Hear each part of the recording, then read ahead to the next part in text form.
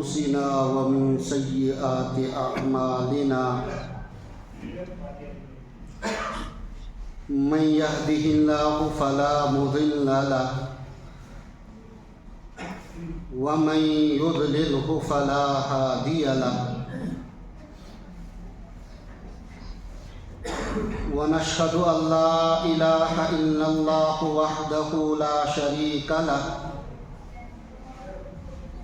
ونشهد أن سيدنا ومولانا محمدا عبده ورسوله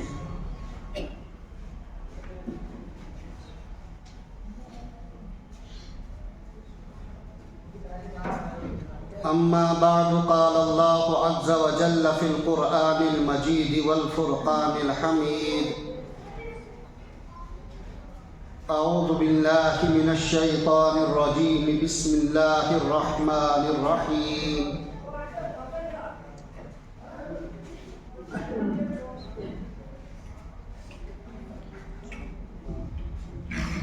ومن الناس من يشتري لهو الحديث ليضل عن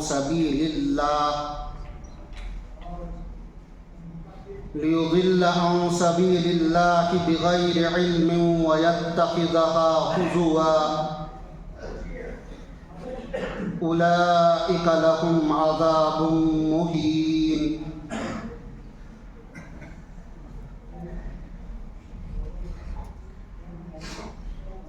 وعن أبي هريرة رضي الله تعالى عنه قال قال رسول الله صلى الله تعالى عليه وسلم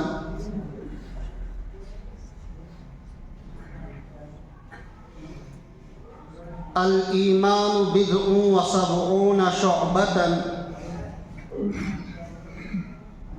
وفي رواية بضع وستون شعبة فأفضلها قول لا إله إلا الله وأدناها إماطة الأذى عن الطريق والحياء شعبة من الإيمان.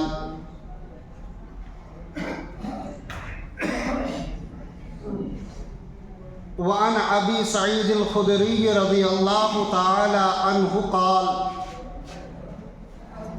قال رسول الله صلى الله تعالى عليه وسلم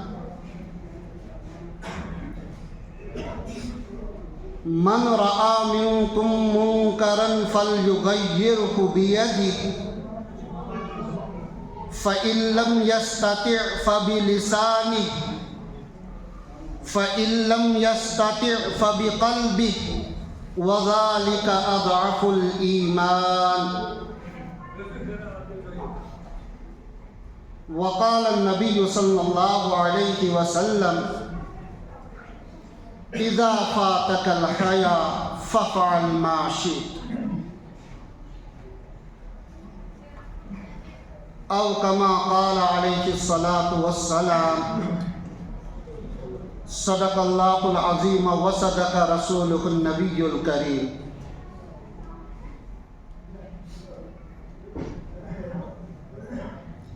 جو حضرات باہر سے آ رہے ہیں ابھی سنتیں نہ پڑھیں، سنتیں پڑھنے کے لیے بعد میں ٹائم کے بعد میں پڑھ لینا. پہلے بھی عرض کیا تھا 1-2 مرتبہ، جب بات ہو رہی تو اس وقت سنتیں نہ پڑھیں، بعد میں پڑھیں. بیان کے بعد آپ کو وقت دیا جاتا ہے، اس وقت سنتیں پڑھیں. تو جو باہر سے آئیں گے حضرات، تو جو یہاں پر موجود ہیں وہ ان کو اس کی اطلاع کریں، ان کو بٹھا دیں.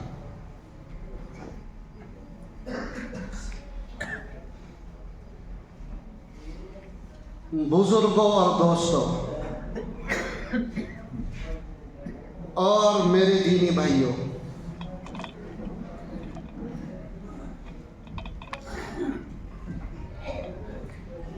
بہت پہلے میں نے عرض کیا تھا اولاد اللہ رب العزت کی بہت بڑی نعمت ہے.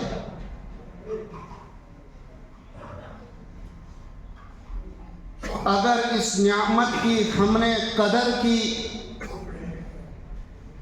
اس نعمت کا جو حق ہے وہ اگر ہم نے ادا کیا تو یہ ایک ایسی نعمت ہے جو زندگی میں بھی آپ کو فائدہ دے گی اور موت کے بعد بھی آپ کو فائدہ دے گی۔ اگر اس نعمت کا ہم نے حق ادا کیا، جیسا حق ادا کرنے کا نبی رحمت صلی اللہ علیہ وسلم نے حکم دیا، اگر اس کے مطابق ہم نے اس اولاد کے حقوق کو ادا کیا، یقین مانیے دنیا کے اندر بھی یہ آپ کے لیے مفید ہے، اور موت کے بعد جب آپ کا انتقال ہو جائے گا تو حضور رحمت صلی اللہ علیہ وسلم کا فرمان اذا مات ابن آدم انقطع عنہ عملہ الا من ثلاث، اس کے اندر حضور رحمت صلی اللہ علیہ وسلم فرماتے کہ جب ابن آدم کا انتقال ہو جاتا ہے اس کے تمام اعمال منقطع ہو جاتے کہ ختم ہو جاتے کہ مگر تین چیزیں انسان کے مرنے کے بعد بھی اس مرحوم کے لیے فائدہ مند ہوتی ہے۔ ان تین چیزوں میں سے ایک نیک اولاد ہے، او ولد صالح یدعو لہ، اگر اپنی اولاد کی صحیح تربیت کی، اپنی اولاد کی صحیح پرورش کی، اس کو بہترین تعلیم دی، نبی رحمت صلی اللہ علیہ وسلم کا فرمان جب انسان مر جاوے گا، قبر کے اندر پہنچے گا، لیکن اس کے مرنے کے بعد بھی اس کے لیے اولاد اس کے لیے دعائیں خیر کرتی رہے گی، اس کے لیے ایصال ثواب کرتی رہے گی۔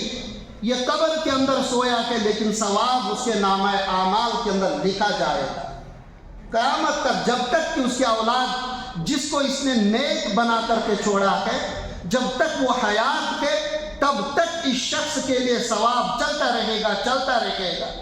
دیگر مرحومین رشک کریں گے کہ بھائی ہم بھی مر گئے، تو بھی مر گیا، ہمارے یہاں تو کوئی ثواب نہیں، تجھے یہ کہاں سے آ رہا ہے؟ تو وہ کہے گا وہ وہاں سے میں نے اپنی اولاد کو نیک بنایا تھا، میں نے اپنی اولاد کو صالح بنایا تھا، انہیں دینی تربیت کی تھی، ان کی دینی پرورش کی تھی، دینی ماحول کے اندر، اسلامی ماحول کے اندر، اسلامی کلچر کے اندر، اسلامی رنگ کے اندر میں نے اپنی اولاد کو ڈھالا تھا۔ اس کا نتیجہ یہ ہے میں قبر کے اندر ہوں لیکن ثواب مجھے چلتا جا رہا ہے، چلتا ملتا جا رہا ہے، ملتا جا رہا ہے۔ یہ ہے او ولد صالح یدعو لہ۔ اب اس حدیث کی روشنی میں آج میں اور آپ اپنے گریبان کے اندر جھانکے، کیا میں اور آپ اپنی اولاد کی اس طرح کی تربیت اور پرورش کر رہے تھے؟ کیا میں اور آپ اپنی اولاد کی ایسی تعلیم کا نظم و نسق کر رہے تھے؟ کیا میں اور آپ اپنی اولاد کے لیے وہ رنگ اختیار کر رہے تھے جس رنگ کے اندر رنگ کر کے میرے مرنے کے بعد بھی میرے لیے صدقہ جاریہ بن جائے؟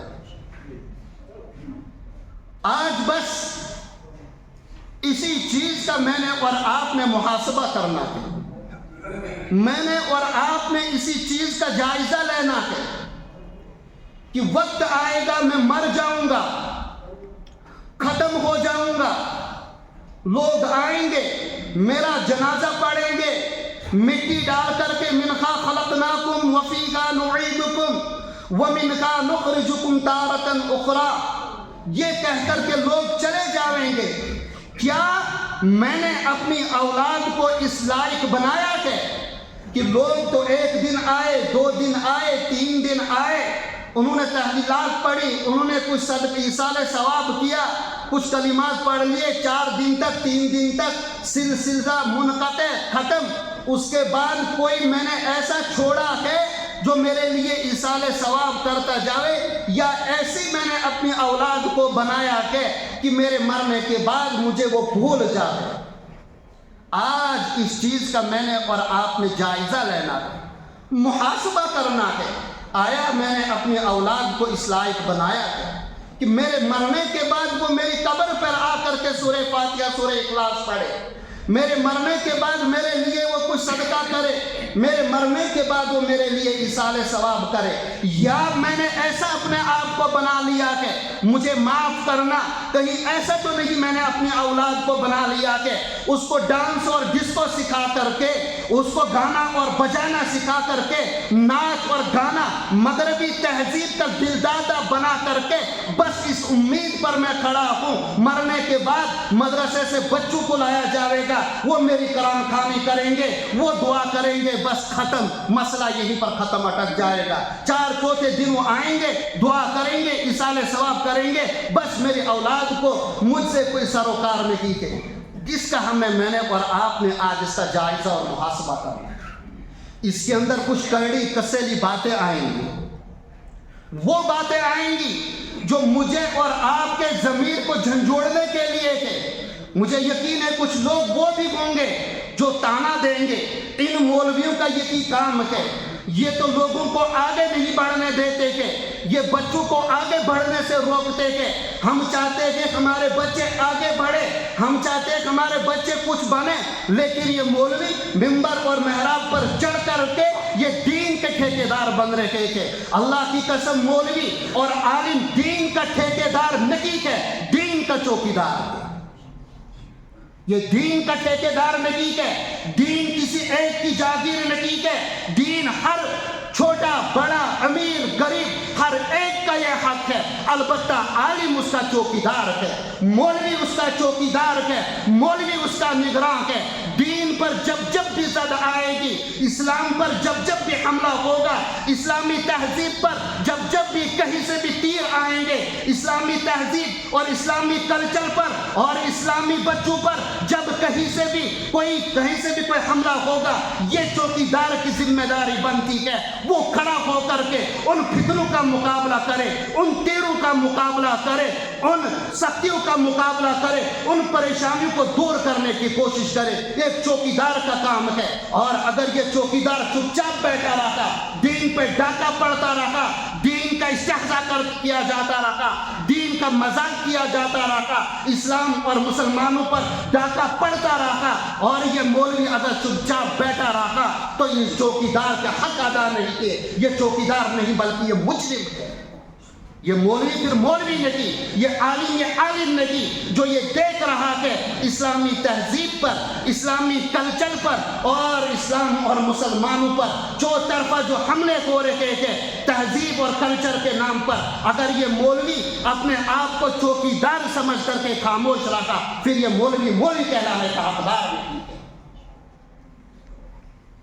تو مولوی یہ دین کا ٹھیکیدار قطعاً بھی نہیں ہے، ہاں دین کا چوکیدار ہے۔ اس کو جب کبھی بھی نظر آئے گا، اس مولوی کو جہاں کہیں بھی اس کو نظر آئے گا اسلام کا مذاق کیا جا رہا ہے، دین کا مذاق کیا جا رہا ہے، اسلامی ثقافت کا مذاق کیا جا رہا ہے، وہ دندنا کر کے میدان کے اندر آ جائے گا، سینہ ٹھوک کر کے میدان کے اندر آ جائے گا۔ پھر وَلَا يَخَافُونَ لَوْمَةَ لَائِمٍ، ملامت کرنے والوں کی ملامت کی اسے کوئی پرواہ نہیں ہے، بلکہ وہ ببانگے دہل کہے گا افضل الجہاد کلمۃ حق، افضل الجہاد کلمۃ حق عند سلطان جائر، سب سے افضل جہاد یہ کہ حق بات کہنا ظالم بادشاہ کے سامنے، جو ظالم کو، جو طاقتور ہو، جو امیر ہو، اس کے سامنے حق بات کہنا یہ سب سے بڑا جہاد ہے۔ میرے بھائیوں، جو میں کہہ رہا ہوں اللہ کی قسم بڑے درد کے ساتھ کہہ رہا ہوں، بڑے دکھ کے ساتھ کہہ رہا ہوں،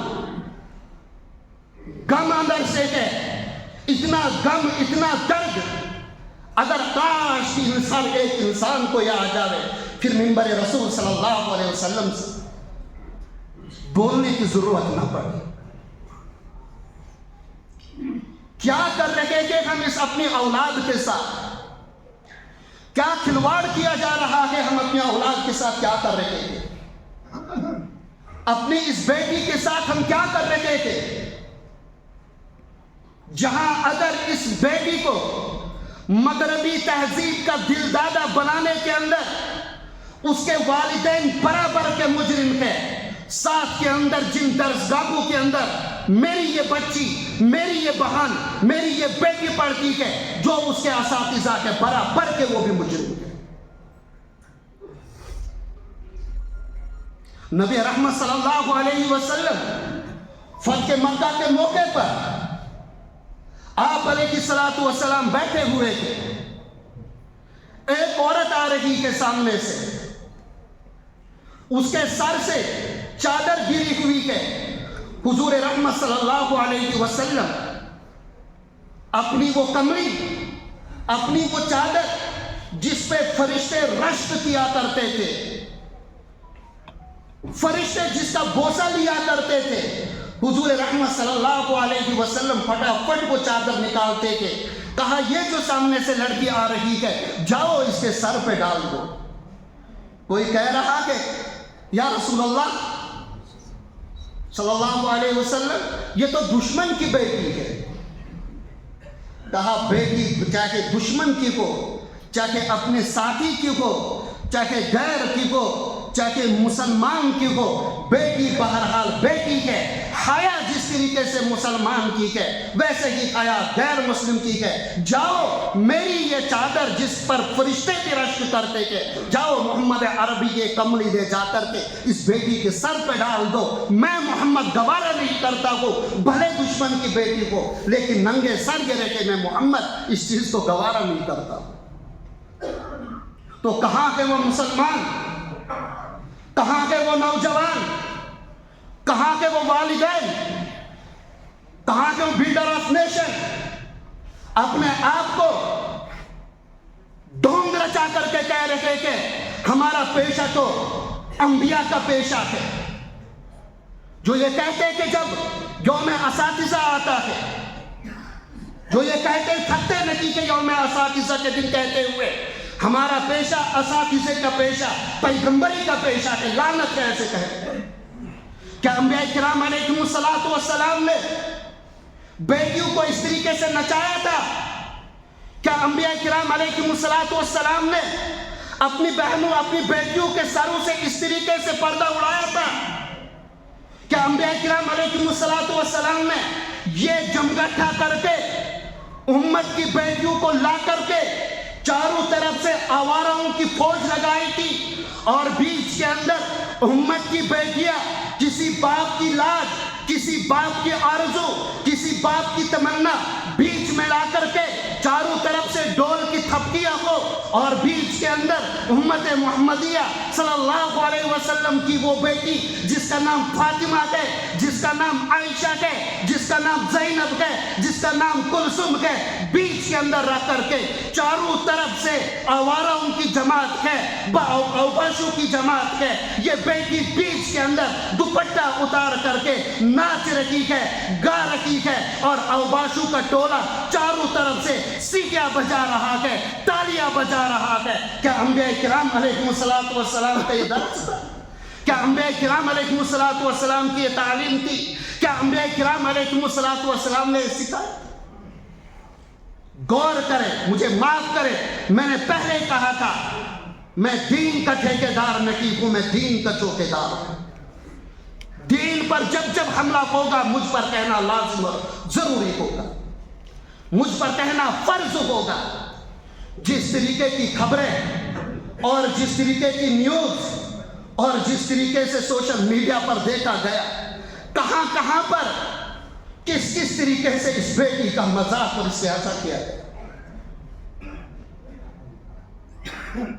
اللہ کی قسم، نبی رحمت صلی اللہ علیہ وسلم کے آنے سے پہلے اس بیٹی کو زندہ درگور کیا جاتا تھا، قبر کے اندر اتار دیا جاتا تھا۔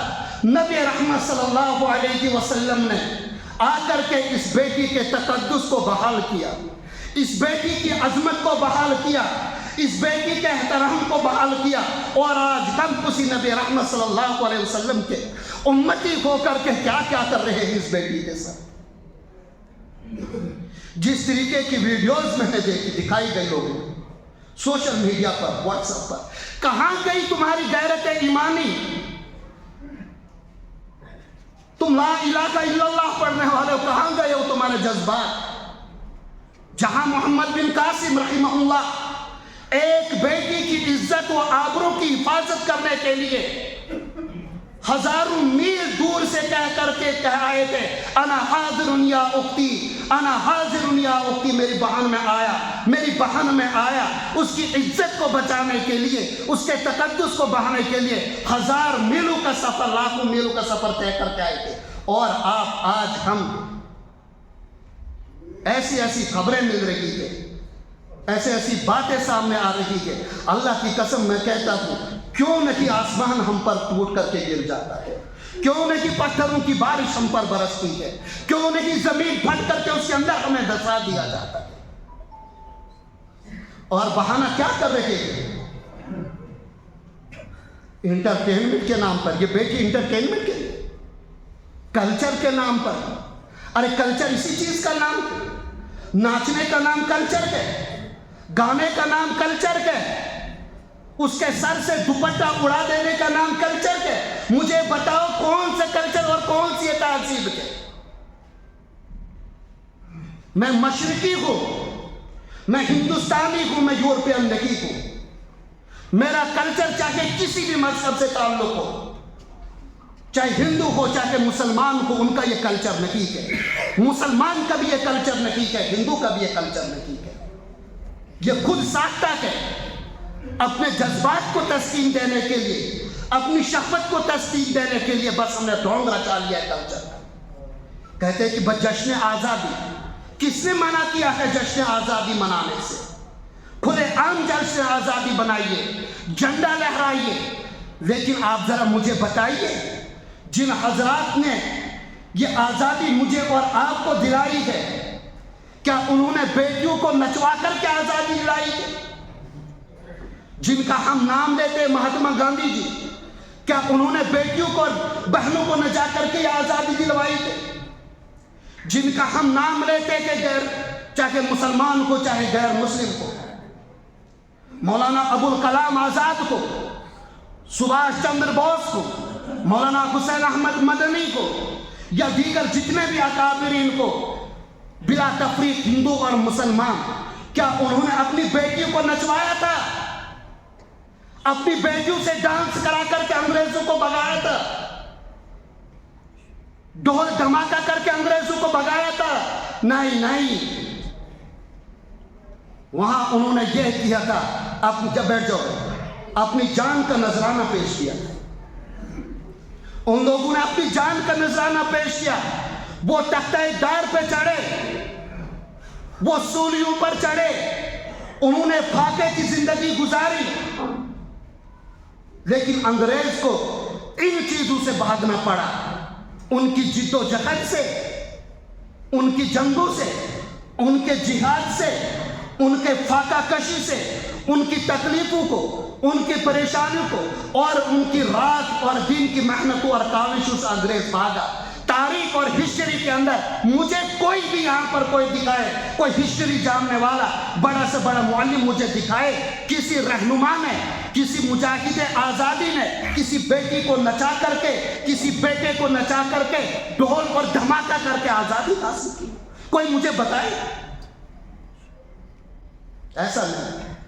کلچر میرا یہ ہے، اگر آپ کہتے کہ بھائی نہیں کلچر پروگرام ہمیں کہیں بنانے کا کہا جاتا ہے، تو کلچر پروگرام یہ ہے کہ میں اپنی بیٹی کو حیا سکھاؤ کہ ایک دور وہ تھا میری بیٹی جب میرے گھر سے نکلتی تھی وہ بے حیا با حیا ہوتی تھی، وہ شرم والی ہوتی تھی، اس کی نگاہیں جھکی ہوئی ہوتی تھی، وہ ادھر ادھر دیکھتی نہیں تھی، وہ اپنے بڑے بزرگ کو جب دیکھتی تھی وہ اپنے پاؤں سے جوتے نکال کر کے چلا کرتی تھی۔ یہ میرا اور آپ کا کلچر ہے، یہ میری اور آپ کی تہذیب ہے۔ اس تہذیب کو آپ زندہ کیوں نہیں کرتے ہو؟ ناچنا اور گانا یہ میری تہذیب نہیں ہے، یہ میرا کلچر کبھی بھی نہیں رہا۔ میرا کلچر یہ رہا ہے، حیا میرا کلچر رہا ہے، شرم میرا کلچر رہا ہے، حیا میری تہذیب رہی ہے، کئی سالوں سے لے کر کے یہ تہذیب میرے ملک کے اندر تھی. لیکن آج الٹا، جو میرے ملک کی تہذیب تھی، جو میرا ملک کا کلچر تھا، اس کو ختم کر کے مغرب جس انگریز کو، جس کلچر کو ہم نے یہاں سے بھگا دیا تھا، اسی کلچر کو زندہ کرنے کے لیے اسی دن، جس دن وہ ہمیں آزادی ملی، اسی دن فخر کے ساتھ ان کے کلچر کو ہم زندہ کر رہے تھے. اف اور تف ہے ہماری زندگی پر. دکھ ہے مجھے ان انسانوں پر، دکھ ہے مجھے ان والدین پر. کیا امید رکھیں گے آپ اپنے اس اولاد سے؟ کل چل کر کے آج تو آپ والدین خوش ہو رہے کہ میری بیٹی ناچی، لوگوں نے واہ واہ کی، لوگوں نے تالیاں بجائی، میری بیٹی کو 500 کا انعام آیا، 1000 روپے کا انعام آیا اس کے ناچنے پر. لیکن میرے باپ، میرے بزرگ، تو کیسے امید رکھے گا کل چل کر کے یہ بیٹی تیری عزت و آبرو کی لاج رکھے گی؟ ذرا نہیں، پورا سوچیے.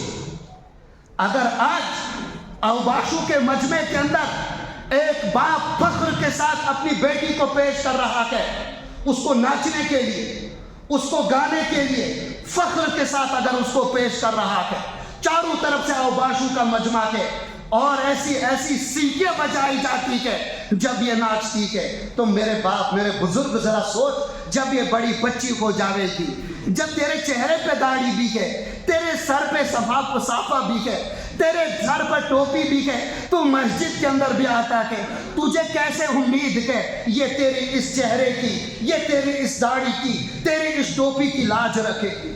پھر حالات یہ بنیں گے، پھر حالات یہ بنیں گے اور بنتے کہ اللہ کی قسم رشتہ کہیں طے کیا، بیٹی پرسوں سے شادی شروع ہے، اٹھ کر کے آج کسی اور کے پیچھے بھاگ گئی.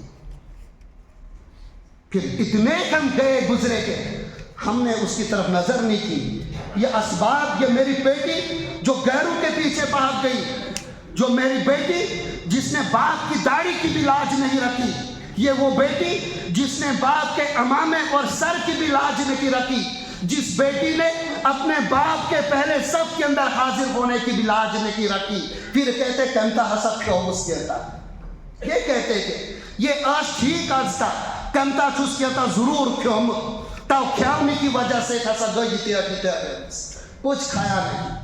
جس وقت تیری بیٹی یہ بالغ ہو رہی تھی، 10 ایج کے اندر جس وقت تھی، یہ بڑی ہو رہی تھی، اس وقت تو نے اس کی تربیت اس طریقے سے کی، اس کی تعلیم کا نظم اس طریقے سے کیا، اس کو پروان اس طریقے سے چڑھایا، غیروں کا وہ تماشا بنتی گئی، غیروں کے سامنے وہ ناچتی گئی.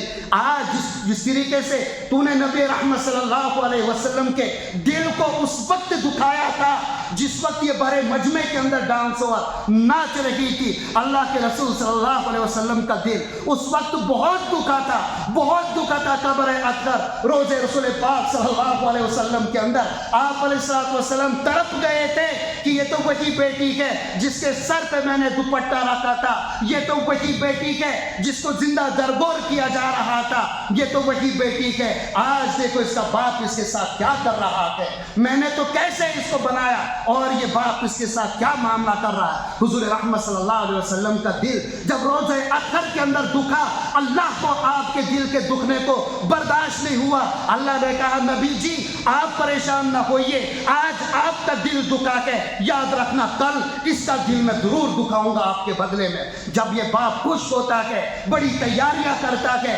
دہیج لے کر کے آتا ہے، جہیز لے کر کے آتا ہے، گھر کو سنوارتا ہے، سجاتا ہے، پورے محلے پورے گاؤں کو دعوت دیتا ہے. عین موقع پر اللہ اس بیٹی کے دل کے اندر بات ڈالتے کہ وہ باپ کی داڑھی پر لات مار کر کے، سر پر لات مار کر کے، اس کی نمازوں کا خیال نہ رکھ کر کے، دروازے کے آنگن کو پھلانگ کر کے کسی اور کے پیچھے بھاگ جاتی ہے. یہ کیوں؟ یہ ٹھیس اس کو کیوں پہنچائی؟ یہ صدمہ اسے کیوں پہنچایا؟ یہ دکھ اس باپ کو کیوں دیا؟ اس لیے کہ تو نے میرے نبی رحمت صلی اللہ علیہ وسلم کو روزہ اطہر کے اوپر دکھ دیا ہے، آج میں تجھے وہ دکھ دے دوں گا. پھر باپ اس لائق نہیں بنتا ہے، اس لائق نہیں رہتا ہے باپ، وہ کسی کے سامنے کیا کرے؟ ہاں، گھر سے باہر نکلنا بند ہو جاتا ہے۔ ابھی تک تو حال یہ تھا، مسجد کی پہلی صف کے اندر ہوتا تھا، لوگوں کے مجمع کے اندر ہوتا تھا، پنچایت کے اندر ہوتا تھا، لیکن اس بیٹی نے اس کے ساتھ یہ معاملہ کیا، اب یہ گھر سے باہر نکلنا کڑ کڑ کڑ کر کے اندر ہی اندر مر جاتا ہے، ہلاک ہو جاتا ہے۔ یہ کیوں ہوتا ہے؟ یہ اس لیے کہ میں نے اپنی بیٹی کی تربیت نہیں کی، جس طریقے سے رسول رحمت صلی اللہ علیہ وسلم نے فرمایا تھا، من عطا لہو ابنتن، جس کسی شخص کو اللہ نے بیٹی عطا کی، فَأَدَّبَهَا وَأَحْسَنَ تَعْدِيبَهَا، اس کو ادب سکھایا اور بہترین ادب سکھایا، وَعَلَّمَهَا فَأَحْسَنَ تَعْلِيمَهَا، اور اس کو علم سکھایا اور بہترین علم اس کو سکھایا۔ حضور نے فرمایا کان معی فی الجنہ، وہ جنت کے اندر میرے ساتھ ہوگا وہ شخص۔ اتنا بڑا حضور نے اس بیٹی کے بارے میں فرمایا، اور میں ناانجار اور میں نالائق کیا کر رہا ہوں اس بیٹی کے ساتھ۔ مت سمجھیے، مت کہیے کہ یہ تو ابھی چھوٹی بچی ہے، ابھی کیا ہے، یہی بچی پڑھ کر کے بڑھ کر کے بڑھ کر کے کل جوان ہوگی، آپ کے صافے اور آپ کے سر کو نیچا کرنے کے لیے یہی بیٹی کافی ہے۔ اور مت کہیے یہ کہ نہ مولوی انشو جتنی رو دوں، تم کو تو یہی کہنے کی بات ہے۔ اللہ کی قسم، میں نے شروع کے اندر بتایا میں دین کا چوکیدار ہوں، مولوی دین کا چوکیدار ہے۔ یہ برملا کہے گا، سینہ ٹھوک کر کے کہے گا، بابا تم اپنی بیٹیوں کے ساتھ ظلم کر رکھے ہو۔ یہ صرف آپ کی بیٹی نہیں ہے، یہ اللہ کے رسول صلی اللہ علیہ وسلم کی امتی ہے۔ اگر آپ مصر ہو اس بات پر، کچھ بھی ہو جائے ہم نے کرنا کی کرنا ہے، پھر خدا را اسلام کا دامن چھوڑ کر کے ان لوگوں کے ساتھ مل جائیے جن کا یہ کلچر ہے، جن کی یہ تہذیب ہے، لیکن اسلام کو بدنام نہ کیجیے۔ وہ بہنیں اور بیٹیاں، اگر ان تک میری یہ آواز پہنچ رہی ہے، برقع پہن کر کے، برقع اوڑھ کر کے، دوپٹہ اوڑھ کر کے ڈانس اور ڈسکو کے اندر حصہ لیتی ہو، تم جانتی ہو یہ برقع کیا ہے؟ تم جانتے ہو یہ دوپٹہ کیا ہے؟ یہ تو حضرت فاطمہ رضی اللہ تعالی عنہا، نبی رحمت صلی اللہ علیہ وسلم کی لگتے جگر کی امانت آپ کے پاس ہے۔ انہوں نے اس کی لاج کے لیے کیا کیا نہیں کیا، پھاکا انہوں نے برداشت کیا۔ حضرت سمیہ نے بدن کے 2 ٹکڑے کرائے، لیکن اس برقعے اور اس پردے پر آنچ آنے نہیں دی۔ او میری بہن، او میری بیٹی، تو نے اس برقعے کا کیا مذاق کیا؟ تو نے اس برقعے کے ساتھ کیا استہزاء کیا؟ کیا جواب دے گی تو میری بہن اور میری بیٹی میدان محشر کے اندر، جہاں ایک طرف سے حضرت فاطمہ ہوں گی، جہاں ایک طرف سے حضرت عائشہ ہوں گی، جہاں ایک طرف سے حضرت زینب اور کلثوم ہوگی، جہاں ایک طرف سے حضرت سمیہ ہوں گی، وہ کہیں گی اس برقعے کے لیے، اس پردے کے لیے ہم نے کیا سے کیا نہیں کیا، لیکن تو نے اس برقعے کے نام پر تو نے کس طریقے سے ناچ اور گانا اس کو اڑ کر کے کیا، ڈھکیل کر کے جہنم کے آگ کے حوالے کر دیا جائے۔ کیا کہو گی اے میری بہنوں اور بیٹیوں، اس بیٹی کو جو شہر بنگلور کے اندر سینکڑوں اوباشو کے گروہ کے اندر جو اس کے برقعے پر طنز کر رہے تھے، جو اس کے برقعے پر تانا لگا رہے تھے، وہ شیرنی، وہ میدان، وہ مرد میدان تنہا ان سینکڑوں کی بھیڑ کے اندر اللہ اکبر کا نعرہ لگا کر کے، اور میرا برقع میری عزت ہے، میرا برقع میری عزت ہے کہہ کر کے آگے بڑھ رہی تھی۔ جب میدان محشر کے اندر یہ بیٹی تمہیں پکڑے گی گریبان سے، ایک طرف سے سینکڑوں اوباش غیر تھے جو میرے برقعے کو چھیننا چاہ رہے تھے، اور دوسری میں نے وہاں پر اپنے برقعے کی لاج رکھی، میں نے اپنے سر سے اپنے برقعے کو اترنے نہیں دیا، ان بھیڑیوں سے میں بھڑ گئی، ان بھیڑیوں سے میں لڑ گئی۔ لیکن تمہیں کیا ہو گیا تھا؟ تم نے کلچر کے نام پر، تم نے جشن آزادی کے نام پر، تم نے انٹرٹینمنٹ کے نام پر اس برقعے کے 4 کیا کہتے ہیں ٹکڑے ٹکڑے کر کے رکھ دیے۔ کیا جواب دو گی میری بہنیں اور میری بیٹیاں کل قیامت کے دن؟ کیا جواب دو گی؟ اور وہ حضرات، میں نے ایک حدیث تلاوت کی تھی، من رعا منکم منکرا فلیغیرہ بیدہ فَإِن لَّمْ يَسْتَطِعْ فَبِلِسَانِهِ فَإِن لَّمْ يَسْتَطِعْ فَبِقَلْبِهِ वज़ालिका अज़अफ़ुल ईमान। हुज़ूर रहमत सल्लल्लाहु अलैहि वसल्लम का फरमान, तुम में से जो कोई बुराई देखे उस बुराई को अपने हाथ से रोको। बुरा करते हुए किसी को देख रहे के अगर आपके अंदर ताकत है, आपके अंदर कुव्वत है, आपके अंदर इख्तियारात है, उस बुराई को अपने हाथ से दूर कीजिए। अगर आपके अंदर इतनी ताकत नहीं है, अपनी जबान से उस बुराई को दूर कीजिए। आप जबान से बोलिए, जैसे मिंबर रसूल पर मैं बोल रहा हूँ, जबान से उसकी बुराई को बयान कीजिए। और अगर इतना भी नहीं है तो कम अज कम अपने दिल के अंदर इसको बुरा समझिए, ये जो कुछ हो रहा है बहुत बुरा हो रहा है। और फिर आप अलैहिस्सलाम का जो असल बात है, आप अलैहिस्सलाम ने फरमाया वज़ालिका अज़अफ़ुल ईमान, ये दिल से इस बुराई को बुरा समझना ये ईमान का सबसे कमजोर और कमतर दर्जा है। मुहद्दिसीन शारिहीन इस हदीस की तशरीह करते हुए फरमाते हैं वज़ालिका अज़अफ़ुल ईमान, कि बुराई को दिल से बुरा समझना ये ईमान का कमतर दर्जा है। मुहद्दिसीन शारिहीन फरमाते हैं, मराक़िल फ़लाह के अंदर फरमाते हैं, अगर इससे कम मैंने बुराई को बुरा होते हुए देखा, जबान से रोकने की ताकत थी नहीं रोका, हाथ से रोकने की ताकत थी नहीं रोका, दिल से बुरा नहीं समझा, फरमाते कि अल्लामा इब्न हजर रहमतुल्लाह अलैह फरमाते हैं वो इंसान काफिर। वज़ालिका अज़अफ़ुल ईमान, सबसे कमतर दर्जा क्या है? बुराई को बुरा समझना। और अगर सोचिए वो हजरात जो एक तरफ से बेटी नाच रही थी, बच्चा नाच रहा था, गा रहा था, और अगर दूसरी तरफ से मैं ताली बजा रहा हूँ, व्हाट्सएप पर फेसबुक पर मैं कमेंट्स कर रहा हूँ, इंजॉय इंजॉय, मजा लीजिए मजा लीजिए, अगर मैं कर रहा हूँ, अगर आप शादीशुदा है, इब्न हजर फरमाते हैं आप ईमान से निकल गए के, घर जाकर के तजदीद निकाह कराइए, घर जाकर के तजदीद निकाह कराइए, निकाह वापस कराइए। आप ईमान से निकल गए थे, आपने बुराई होते हुए देखी और आप उस पर तालियां बजाते रहे, सीटियां बजाते रहे और आप खुश होते रहे और फख्र के साथ इस तालिबा को मैंने तैयार किया है, इन बच्चों का प्रोग्राम मैंने बताया है। हजरत फरमाते हैं उनका ईमान को कोई हिस्सा नहीं, ईमान से निकल चुके हैं, वो घर जाकर के अपनी बीवियों से तजदीद निकाह करा। मत कहना ठेकेदार हूं, मैंने बताया मैं दीन का चौकीदार हूं, जो दीन होगा मैं वो बताऊं। लिहाजा हम अपने ईमान की फिक्र करें भाइयों। दज्जाल अकबर के आने से पहले दज्जाल असगर के, छोटे छोटे दज्जाल के, इनकी बातों के अंदर आकर के मैं और आप अपने ईमान का जनाजा निकाल रहे हैं। भला बताइए जब दज्जाल अकबर आएगा मेरा और आपका ईमान कैसे महफूज रहेगा? वक्त बहुत ज्यादा हो चुका, कहने को तो बहुत कुछ था। आखिरी बात उन नौजवानों से मुख्तसर,